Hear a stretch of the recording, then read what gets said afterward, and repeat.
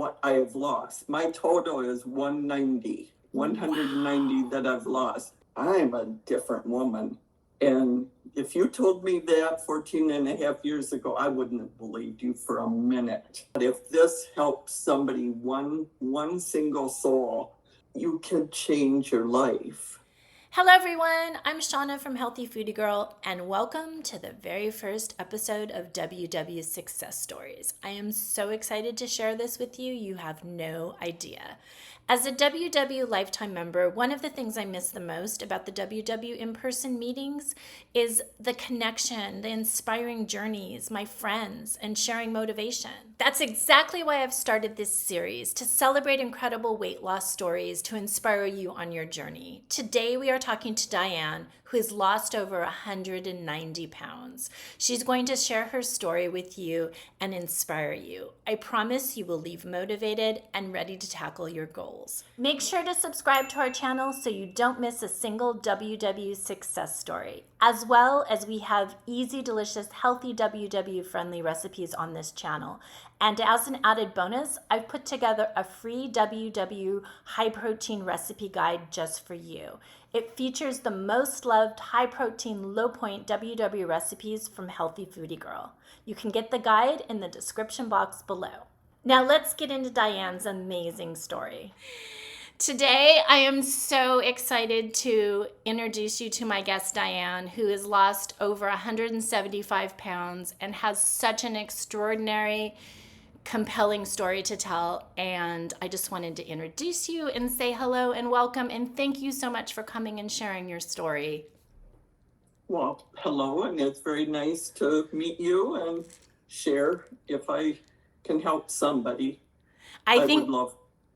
I think you're going to help a lot of people and inspire a lot of people because you inspired me, which is what brought you here to me to tell this story. So I know without a doubt you're going to inspire so many people.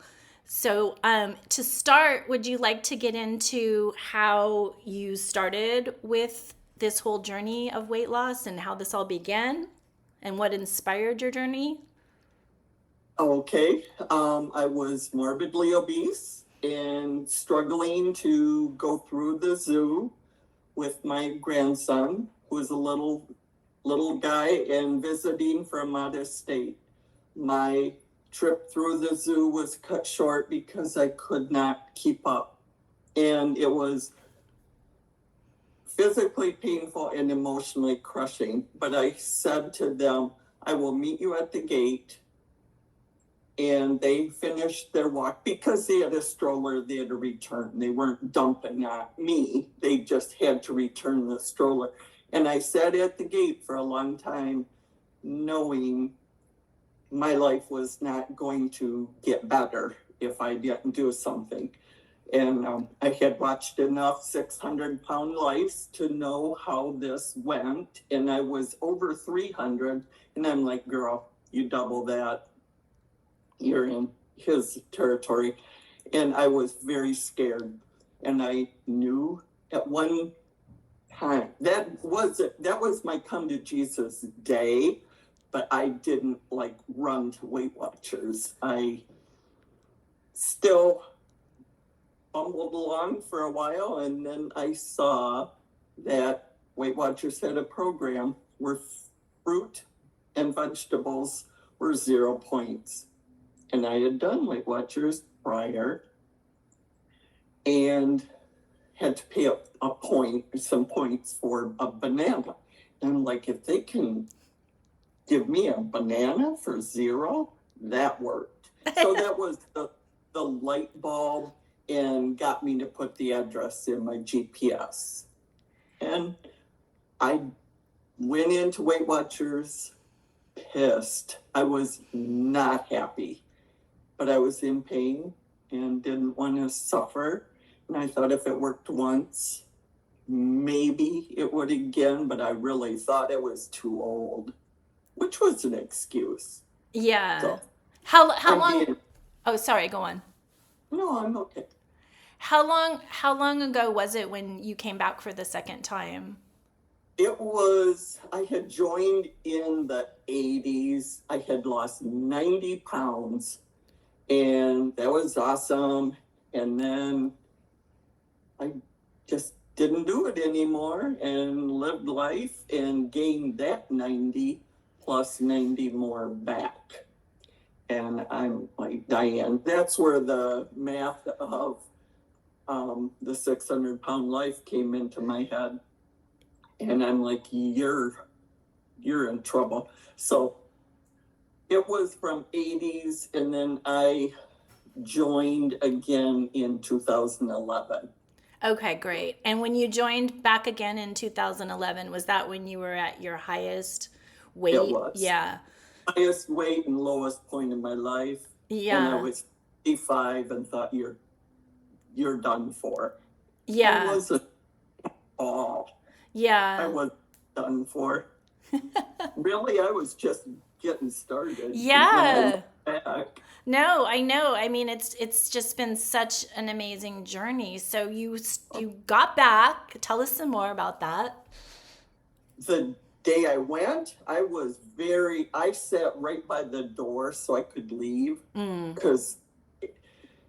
and they were a room full of joyful people. They were all happy, and I'm like, what are these skinny all happy about? Yeah. And I was so pissed about their joy, and I was not feeling it. But I stayed, and I went back. They were nice to me. Don't get me wrong. They were beautiful people to me. But I didn't want to be the big one in the room, and I was. And I was so grateful I went back the next week. Oh my gosh. And they were kind again, and they've been kind every week. I still go back. Different people, different guides. Yeah, no, I get that. And that has to be, so stressful when you're feeling like you are the biggest one in the room, and that but the success story that's come out of this is just incredible. I mean, you are now the tiniest person in the room. Well, there are many shapes and sizes. No, I know. It's hard. Well, what do you think made it different for you this time when coming back? Was it the zoo experience with your grandson, or what was that aha? You just were really worried that if you didn't do something, you were going to gain more weight, or? And that I would die young and not see them grow. They were little babies. I was far away. They lived in Michigan. I was in North Carolina. And I'm like, you'll never see them grow up. Well, I was wrong on that too. And last weekend I went to Michigan State and walked the campus with my grandson, the same little guy. And I don't know if that would have happened if I had not lost the weight. I know I wouldn't have been able to walk. Yeah. And now you walk and exercise all the time, right? Like you've completely changed everything, correct? I have. That is what fulfills me.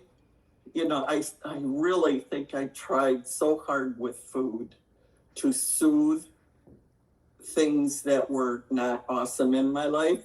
And those things still happen all the time, life stuff, as we all know.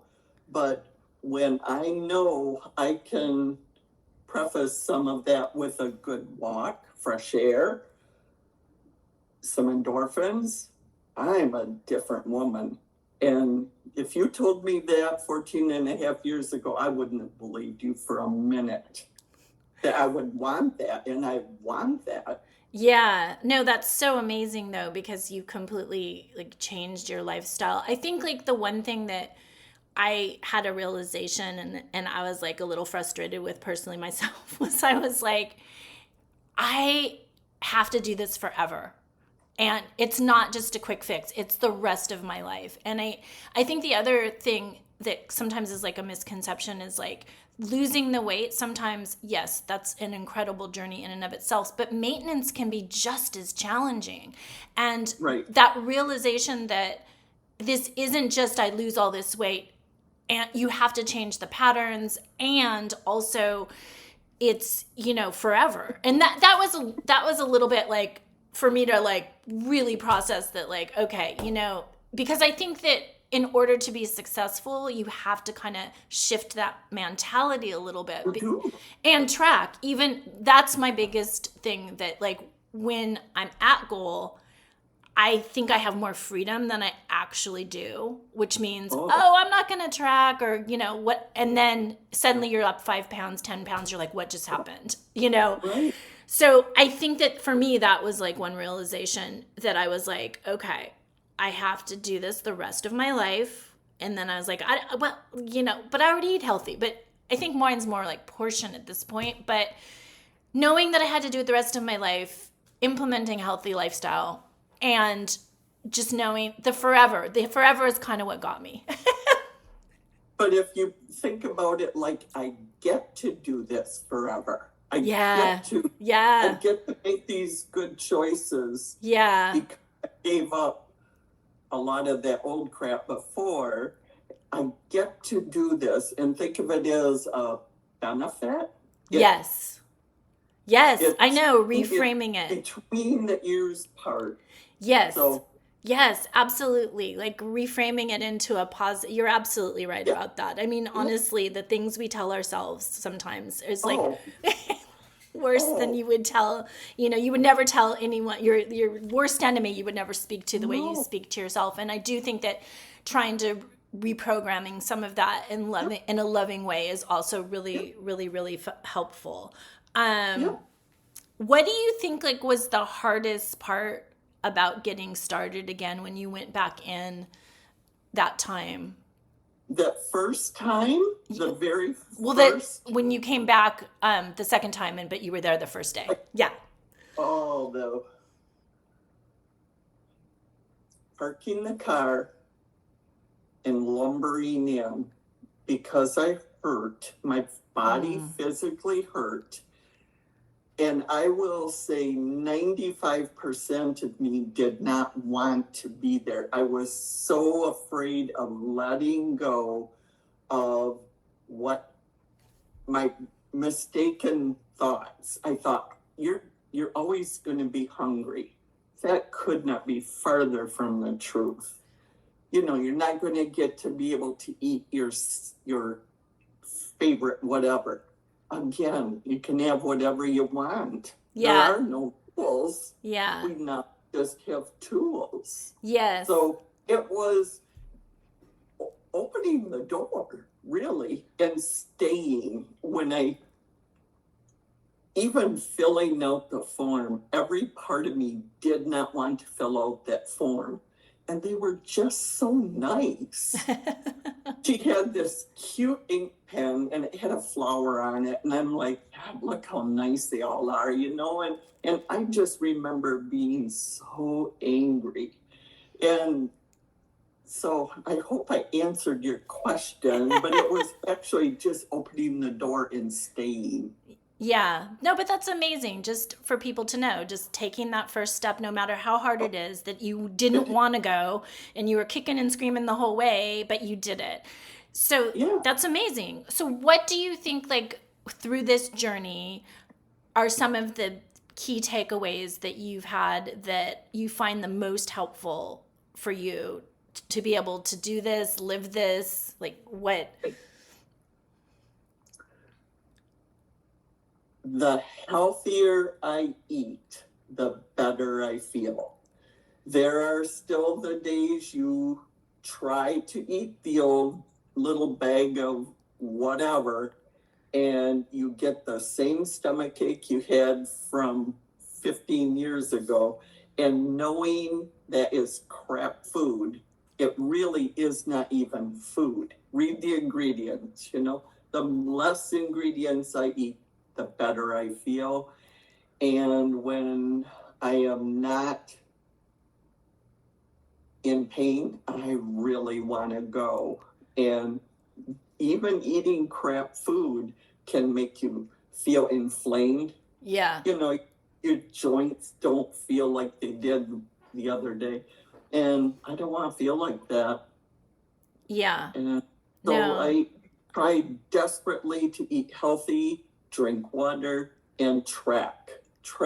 I double track. I track on Weight Watchers and MyFitnessPal because up until recently, we didn't have calories in Right. our guideline. Yes. MyFitnessPal has that.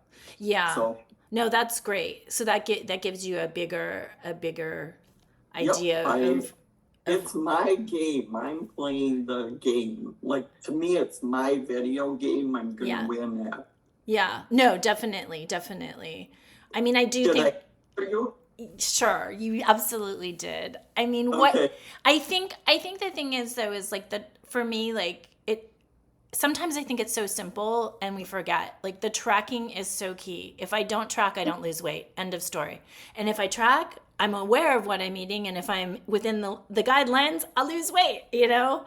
And I think would you say that that's like a thing that what do you feel like you have to track? I want to track. You want to track. Yes, I shouldn't yep. say have. I love your No. attitude. I love it. want to because I still think of it as my game. Yeah. Every day, spin to win. Yeah. And Yeah. that's how I look at it. Yeah. No, that's amazing. So when you went in and you didn't want to be doing this and you're on your journey to where you are now, what are some of the things that helped keep you motivated? Because I know that sometimes it doesn't matter how much you have to lose. It's how do you keep the eye on the prize at the end and not get discouraged? And what are those things that you're doing that 175 pounds is a lot of weight. Like, how did you mentally get that in there that you could do that? And where? I didn't think about what I had to do. I always kind of looked at the chart. There was a chart that we could watch. There were little goals that we could do. We could sign something on a wall at 10%, and that meant something to me. Yeah. But I still have to touch it. There was a time, I think it was a food donation time, and I carried in the amount of weight I had lost in food to donate, and I touched the 60 whatever pounds it was. And even to this day, I have made piles of what I have lost. My total is 190 that I've lost. And I have put bags of rice on a cart at Costco. I put a bag of sugar in a cart at Sam's to touch it. Yes. And that was in my skin. That was on my body. Yes. And now I can put it back on the shelf. My body doesn't hurt. My body has healed. No, I have not had skin removal surgery. Everybody asks, it's fine. I'm 70 years old. Do I have lines? Yep. It's okay. They can be camouflaged and they're mine. I earned those bad boys. Yeah. So, but I touch it. To go back to your question, along the way, I would touch what it was that was in me. Yes. And the more I lost, the better I felt. The better I felt, the more I moved. And I could move more and more and more. And it was almost like a liberty. I know that sounds so cliche, but it really was a liberty to get that off me. Oh yeah, no. I mean, it's amazing that you're not in any pain anymore, and you're healthy and thriving, and it's just so incredible. Here, let me see. I'm like, oh, this is a good one. What's the biggest mind shift that's helped you with your success? That I am worthy. That's that too. You know, for 55 years, you put everybody else first. You know, I did. that was whatever, my mistake, but they all turned out pretty awesome. And when I realized it was not selfish for me to take care of myself, then I could become better around others. You know, you care for them. I could play with the grandkids when they were on the floor and little. Yeah. And now I could walk the campus with them. So, yeah, it was, I am worthy. And it is not selfish. It's No. necessary. Yeah. So, No, absolutely. So yes. what does what would happen? What are some tips? Like, did you ever have times where you would fall off the wagon? And like, what would you do when that Yeah. happened? And Yeah. like, what are some good tips there? Crack it. There, I swear to you, I have tracked. It's my thing. And there is a day that I remember really well, and there was a lot of joy, there was alcohol, and there were points galore. And I remember that it was a high number, and I did not want that number again. And I know if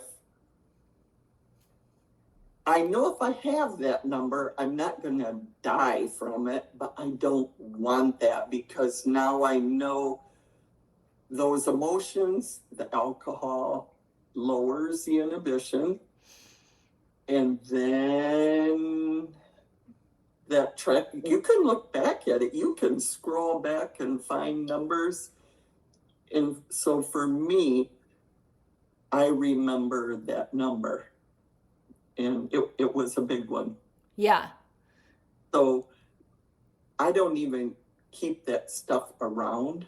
If Hobbs has it on his side, that's his choice. Yeah. Yeah. Not how I roll. Yeah. No, I get that. I mean, I definitely have like a few things that are like triggery foods that I don't like to get, because there's no point. But then I would go through sometimes like a period where I'd be like, let's see if I can bring this in and I can have some moderation with that, and just trying to like work those things a little bit better back to like you can have those things. But there's definitely some are more triggering than others, and so I just try to avoid the trigger ones until I feel there's only a few left, which is good. But I think when you bring them in the house, that's just not good. That's when they start talking to me. I have found if I bake 12 of anything, I'm like, oh crap, what are you going to do with the 11? Yes. And so I just don't bake anymore. I roast vegetables, I roast meat, I roast fruit, but I do not bake. And I used to bake everything, and I baked it well. But that to me is trigger, homemade stuff. If I want something like that, I will buy quality food out. Yeah. Like I know a bakery or person has one serving. Yeah. That's it. I won't bake that in my house. Would it work to freeze it, or no? You just no. It's too tempting. Not from my head. No, I've learned that about myself. Yeah. Leaving it on the store shelf is the best thing. Yeah. Yeah. No, I totally get that. So did I answer you? Yeah, absolutely. Okay. So so how long did it take this journey to get to losing all of this weight this time around? 190, you said? 191 is, oh my gosh. I thought it was 175. This is That's okay. All right. No worries. Yes, I did lose 175. But a few more after that. Yeah. My beginning was 3-1-11, and my lifetime is 1-1-1-3. So it took me that long to hit lifetime for Weight Watchers, which is the goal you want. And then after that, I've lost some more, and that's okay too. I'm great. And so when you ask me that question, I'd say overall about 22 months, but really it's 14 plus years. So Right. yeah. No, move back in the frame a little bit. Oh, There you sorry, are. No, there you are. There, good. I get No, leaning on you. no, I'm it's sorry. all no, it's all good. It's all good.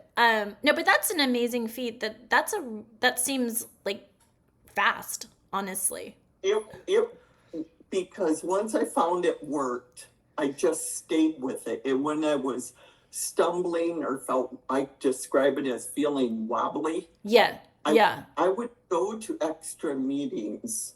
yes, It, yes, yes. it like people with other substance abuse can go to meetings whenever they need them. Yeah, And for me, I would go when I could find one open. yeah, And I have done it yet recently that you just go seek out a meeting because you're with people like like me. yeah, Like yeah. we No, yeah, yeah. because we get it. Because We yeah. we all know what's up. Yeah, yeah. Yeah. Yeah, no, definitely. Do you have any like tips on how to stay motivated and on your journey and things that you've done that work? Find something you like to do. Like to do. I don't care if you like to knit and use your hands, Mm, to stay busy. But find something that brings you joy. Also, I have found a gratitude journal is a huge key in my shift of thinking. Every night I write 5 things down I'm grateful for. It can be toothpaste. It doesn't have yeah, to yeah, be yeah. tiny things. And also, initially when I was big and in pain, I walked in a pool, a neighborhood pool. I just walked to do something, and then I did get stronger. And when I got stronger, I felt better, and I was already choosing different foods. And that kind of was a snowball thing of yeah, when you move you feel good, and then you feel accomplishment, which is another biggie in my head. Yeah, no, absolutely. Um, what would be some of your tips for somebody that's just starting their weight loss journey and they're at the front door and they're scared or they don't want to be there? What would you tell Girl, that person? to whoever that soul is, there's a huge hug from me to you.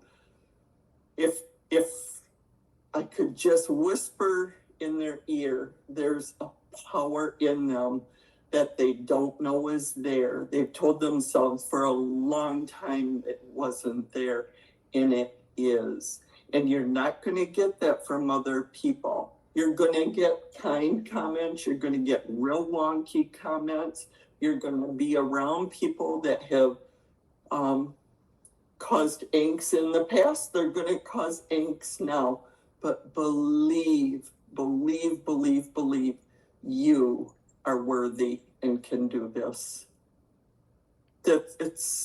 That sounds so simple, but you don't believe it that day. No, But absolutely. the strength is in there, and it's in your hands when you're tracking. You're doing it. Yeah, no, it does sound simple, but it's actually something hard to achieve. And so it's kind of a lifelong journey sometimes Yeah. of doing that. So what would you now tell yourself back then if you could talk to Oh, yourself? What would you tell Diane, your past self? the day I walked in, or when am I talking to me? You're So I gotta, you can tell yeah. me all of it. Oh, yeah. go to college. I did not do that. Food is not your friend. And I know that sounds so simple, but yeah, the food is conversation. Food brings people together, but that isn't the best thing.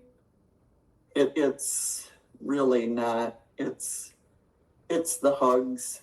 It's the kind words, not the brownies. Yeah. So, So how has your life changed since reaching your goals? you know, I wear a lot of active wear. I just wear active wear and love it. And my day is planned around what I am going to do. Of course, when I'm preparing to eat, and drink water, and it's just changed so much because I just go do anything and not worry about not being able to do it. If you told me that we could climb whatever, I'd say no. I would not even want to do stairs with you because I breathe so heavy to go up those stairs, and I would have to stop to catch my breath. And there was this whole trick I thought I was doing so people wouldn't hear me breathe on the phone when it was back on the landline. Well, what a load. That was not factual at all. But I can do whatever. And whatever. And that must just feel so freeing to feel I'm like you can do anything, you know? Yes, I'm 70 years old. And at 55, I'm sitting at the zoo waiting for family and lumbering to the car. You know, Yeah. I don't lumber anymore. I'm ahead of them most of the time. And do you feel like you've made these changes and this is just how it is now? Like you're not thinking that the other person's gonna sneak back in? I mean, do you feel? Oh, she's waiting right here. I think of it. Those thoughts are still there. That's the part I don't like to share because those thoughts continue. You know, well, go ahead. It's okay. You know, look at all the others. Those old thoughts. I want to, fear of missing out. And the other part has to say, no, you can have that. Nobody's telling me. There are no Weight Watcher cops or anything. It's like there's nothing that you can't do. But I know if I don't track, if I don't be mindful, she's waiting right here because it happened before. I lost 90 and gained 180 plus. Yeah. So how will that stop? By being mindful and tracking and caring about how I feel really. I want to get older. Yeah.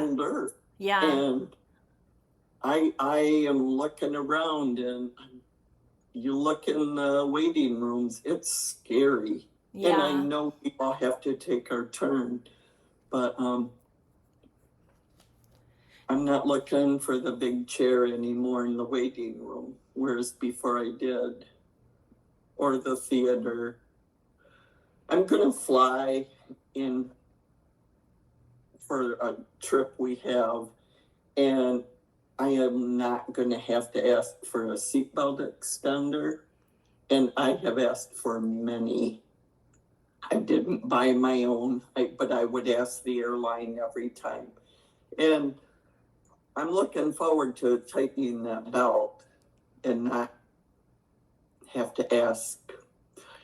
In fact, there was one time I had the seatbelt extender and I was in the emergency row and I had to leave because that's too long of a belt to have safe to leave the plane. So I had to get up, and they weren't cruel about it, but I was embarrassed. And so I'm looking forward to that flight and not have to ask for that seatbelt extender. I am so excited for you because it's something that it can sound like such a little thing, but it's such a huge victory. Like that is going to be such an amazing moment for you to not it no, but it really is. It's like, yeah, I did this. Look at me, you know, and sometimes I think it is those little moments like that just accumulate over time that you're like, wow, like my towel fits, my clothes fit, my clothes are. Did you have a story about the dressing room and the sizes? Yeah. Yes, I did. Well, I've had a couple. One, there were no jeans big enough, and my daughter was in the room with me, and I wanted to just cringe and crawl out. There were no more, you know, so then it went to catalog shopping and for some jeans. And then later on, as I was starting to go down the scale, I was in the dressing room and a shirt was too big, and Hubs went to get a different shirt and brought it back to me. I was pissed. I was like, that isn't gonna fit. You know, I don't know if I said it snarky or not, but maybe. And it fit. It was fine. I bought it. It was a memorable moment in the fitting room, which we've all had our moments. Yeah. And that's the other thing I want to say about when I am in public, when I see people that are hunched over their shopping cart for stability, I know they're not hanging onto their cart. I know they hurt based on how they're hurt. I can see it on their face that their bodies hurt. And in public walking, and I really don't know how, but I just want to whisper, you can change your life. You can. And that's the part that socially is not acceptable, of course, to go up and say something to somebody. But God, if this helps somebody, one single soul, to know that power is in them, I beg you to believe it. I beg you. Yeah. So that's such a strong message. It's so but I walk the walk. I mean, you don't know that seeing me. You think, what no. the hell? No, it's true. I hunched over the cart and I leaned on the poles because it's the pole. You just want the pain to stop somehow. So you're talking in a conversation and you're standing and your body is just crushing down, hurting. You'll do anything to stop that and not. And I see the people shift. I know it hurts. And it will stop hurting when it's not being crushed by all the extra lbs. Yeah, that's I don't know how else to say it. And I keep touching my hair and trying to grow my hair out, and it's making me crazy. So sorry, I keep touching my face. You are good. So we've got tracking, we've got exercise. What else do we have? Do you have go on. Make your environment something you like. I have every fruit, vegetable here I like. I love a sweet potato. Wash it, cut the ends off, stab it, pop it in the microwave. I have a really nice sweet potato, and it's sweet. If I roast that, it gets sweet. And sweets still make me a happy person. I don't like to admit that, but I think I'm pretty human. And if I can roast it, awesome. But if I had a bag of Oreos or a sleeve of Ritz, nope, that's not what I do anymore. But I do have sweet potatoes, grapes, blueberries, you name it, it's here because I want that choice. The other crap stays at the store. Yeah. So my environment's filled with what I eat. Yeah. No, that's great. That's so amazing. Is there anything else that you'd like to share about your journey that you'd like to tell the people listening that possibly need some motivation or anything? When you get on the airplane and they go through the, welcome thing, and they tell you to put your oxygen mask on first before your loved ones, that's the thing. I cannot say it enough. It's your oxygen mask for your well-being first and foremost, and then you can be a better human when you feel better. Yeah. And I just feel better, and sometimes I can't shut up. I don't know what to do with it because I just feel good. So when somebody asks me, like you, Shauna, thank you for asking, it makes me happy I can share, and I hope somebody feels my joy, if I could say it that way. Yeah, no, it's so encouraging. It just to hear your story, and I know that it's going to inspire so many people. Well, I hope so. So thank you. Where can they find you? I know you're a little bit tough to find. Well, I am Southwest Michigan. I am No. On social media. I know I am not any social media platform except for Weight Watchers Connect. I am just one of those dinosaurs that never signed up for the other stuff. And I'm on Connect as dilleyd, Dilleyd. And I'll leave that in the captions below so they can find it too, so they can find you. Okay, and I'm outside. If you're looking for me, I'm outside where it's liberty and fresh air, freedom, dog park, I do walk into bakeries, but I don't hang out there long. But I can be found outside.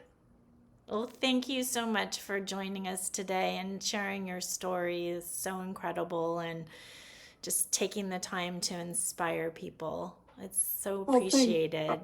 Thank you. And I wish you health and happiness to all. It's a good gig.